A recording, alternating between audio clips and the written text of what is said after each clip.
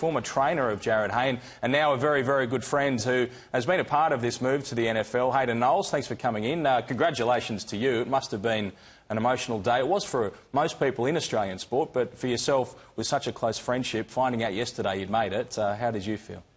Yeah, I mean, I was like the rest of the country, just inspired. My kids are throwing around an NFL ball, so he's done his job on my kids there, but it's more than just a sports story for me. Like, it's hard to put in words to you here of how powerful his belief was so I was, privileged to travel with him on his first trip after he made the announcement, and to tell you how powerful that belief was and how much evidence he gave me of how bad he wanted it, we would be here all day.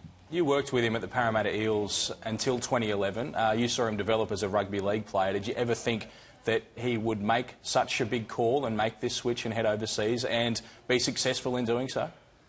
Well, I think his whole life's all been about people saying he can't do something, so he proves them wrong. And I think it's been about chasing dreams from day one for him.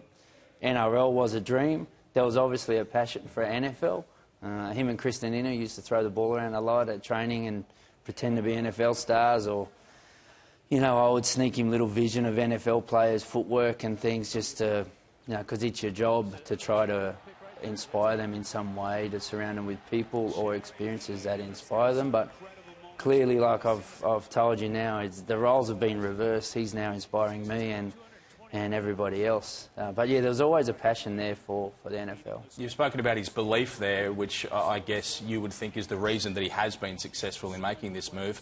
But physically and in terms of his game, with watching what he's done on the field, what have you made of it? We've all seen it and it looks great, but what have you specifically seen him do that you've thought, oh, I know what he's doing there, this is what he was made to do?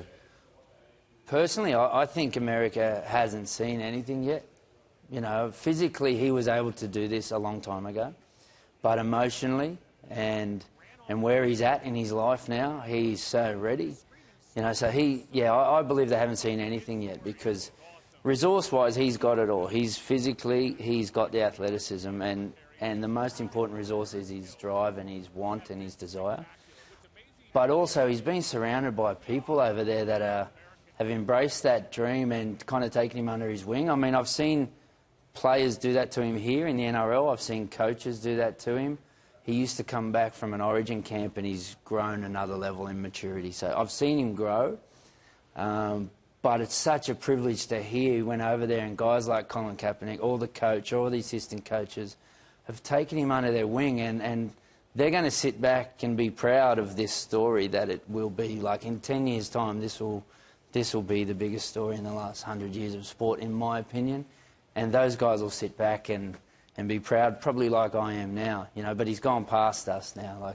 There's plenty over there and over here who think that even now it's novelty value, that he's there to make up the numbers. We'll see how he goes. How good do you think he's going to be?